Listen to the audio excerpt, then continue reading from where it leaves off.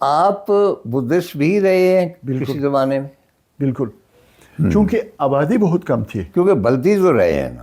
جی ہاں، بلتی تو رہے ہیں. ہاں، ہمارے پاس بھی جیسے ابھی میں نے عرض کیا کہ یہ جو دھونی کا کانسیپٹ ہے، لوگوں کو ویلکم کرنے کے لیے ہولی سموک کا کانسیپٹ ہے. اچھا جی، کھانے ہمارے اس طرز کے. اچھا کھانے کے دیکھیں میں کچھ عرض کرنا چاہتا ہوں کہ اوور آل جب میں گیا تھا، میں وہی بات کروں گا نا، وہاں کھانے کو کچھ نہیں تھا. بالکل. یعنی ساگ تھا، کچھ سیلڈ تھی اور خوبانی سی ظاہر ہے، جی.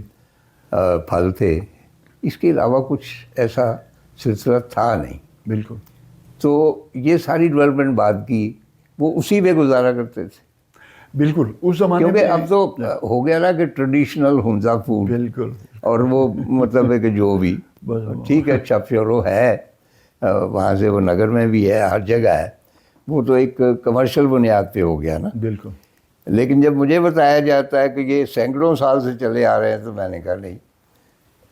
جس طرح اسرار سے میں نے کہا، اس کا ناشتہ بڑا اچھا کہ بھئی یہ وہ لوگوں کو تو یہی بتاتا ہے کہ یہ ہمارا قدیمی یہ وہ.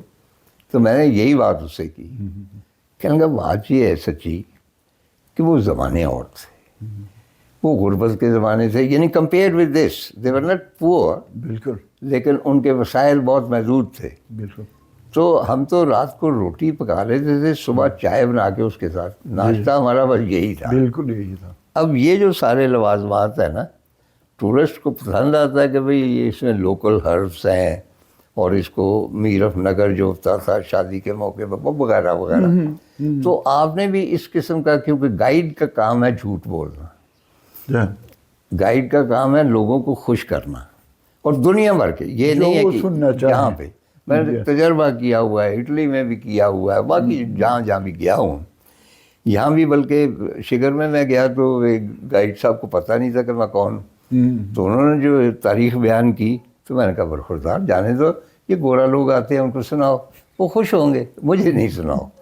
تو آپ بھی اس قسم کا مطلب لیکچر دیتے تھے کہ یہاں پریاں اترتی تھی اور یہاں میر بیٹھتا تھا، اور اس کے بعد جن اس کے آگے بیٹھے ہوتے تھے، سم تھنگ. خیر گائیڈ ڈپینڈ کرتا ہے کہ اس کی تعلیمی استعداد اور تجربہ کیا ہے، اور اس سوسائٹی کو کتنا سمجھتا ہے، اور آگے ان کے پاس جو خبر جا رہی ہے، جو تفصیلات جا رہی ہیں، وہ لاجیکل بھی ہیں یا نہیں ہے. کچھ گائیڈ ایسے ہوتے ہیں جو میٹرک پاس کر کے کچھ بیگ شیک اٹھا کے لوگوں کے پیچھے گئے. نہیں، آپ کی تو کوالیفیکیشن بہت زیادہ تھی نا. تو ہمارے وہاں بہت تھرفٹی لائف گزارنا پڑتی تھی، زیادہ تر کہ سردیوں کا موسم اور پھر آگے نئی فصل آنے تک. روایتیں بڑی مضبوط تھیں لیکن خوراک بہت کمزور تھی. جی نہیں، لیکن اس کے باوجود لانجیوٹی جو ہے، جو دراز العمری ہے، بالکل وہ ان خطوں کی بہت مشہور ہے. بالکل. کم خوراک تھی، صرف پھل پہ گزارا تھا، مشقت تھی، بالکل. اس کے باوجود اسٹرانگ تھے. اس کی وجہ یہ ہے سر کہ ہم گرمیوں کے موسم میں جو چیز کھانے کے قابل ہو ہم اس کو پریزرو کرتے تھے سردیوں کے لیے. اب زیادہ تر انحصار ہمارا گوشت پہ ہوتا تھا. ہر گھر میں ایک جانور پالتے تھے، گوشت سردیوں میں کاٹ کے اس کا گوشت کھانا ہے. یا پھر کچھ شکاری ہوتے تھے جو مارخور گرا کے، یا کچھ کے پاس یاک ہوتا تھا. تو آج چربی پکانا ڈاکٹروں کی طرف سے سختی سے منع ہے. ہم نے خود چربی کے ٹیبلٹس بنتے دیکھے ہیں، چربی پگھلا کے ٹیبلٹ. وہ پھر آگے جب چربی ختم ہو جاتی تھی یا تیل ختم ہوتا تھا، یہ ہماری دادی نانی تیل نکالتی تھیں. یہ جتنے بھی مغز ہوتے تھے، جیسے اخروٹ ہے، خوبانی ہے، بادام ہے، ان کا تیل جو ہے وہ پریزرو کرتی تھی آنے والے وقت کے لیے. شاید اس میں ایک میتھ ہے کہ لانگیوٹی تھی، کم ملتا تھا اور انتہائی ضرورت میں ملتا تھا. یہ بھی ایک میتھ ہو سکتی ہے کہ اوور ایٹنگ کا تو تھا ہی نہیں. درست. اور خوراک مزیدار ہو تو بہت زیادہ کھانا. یا ایگزیکٹلی. تیسری بات یہ تھی کہ یہ مقابلہ نہیں تھا جو ایک کہتے ہیں نا کہ ڈپریشن انسان کی لائف لائن کو کاٹ دیتی ہے. یہ ڈپریشن نہیں تھا، سارے غریب تھے.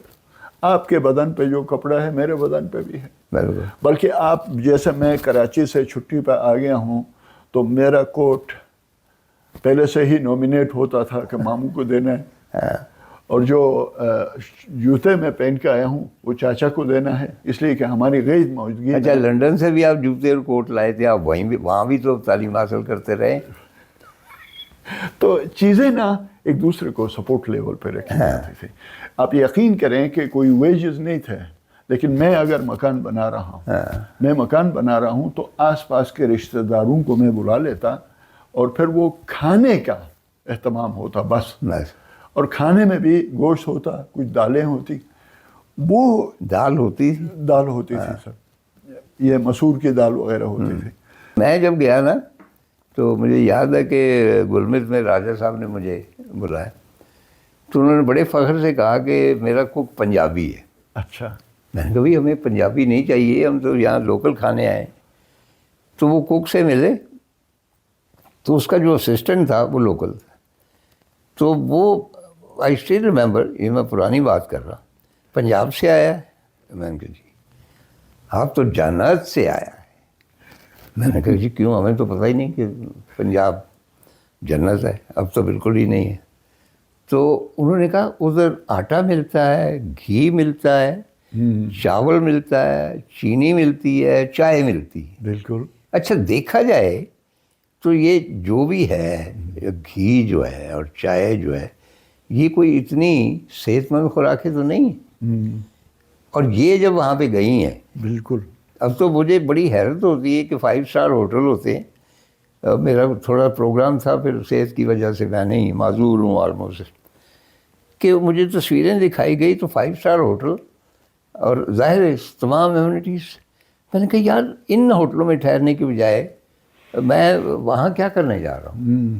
ان میں شمال کہاں ہے, نارتھ کہاں ہے, اور شام کو وہ جو ہوتا آپ کا کلچرل نائٹ, وہ بیچارے شازندے تھکے ہوئے پتہ نہیں کہاں کے بجا کے آ رہے ہوتے ہیں, گا رہے ہوتے ہیں, اور اتنی بیزاری سے گا رہے ہوتے ہیں, اور لوگ بڑے خوش ہو رہے ہیں. تو ظاہر ہے کہ ٹورزم کی مطلب کیٹرنگ کے لیے یہ سارا کچھ کرنا پڑتا ہے. لیکن ہمیں آپ جیسے لوگوں سے امید ہے کہ جو اوریجنل کلچر ہے اس کے لیے تگ و دو آپ کو کرنی پڑے گی, اس کو محفوظ کرنا. کچھ دیر کے بعد میں حاضر ہو جاؤں گا.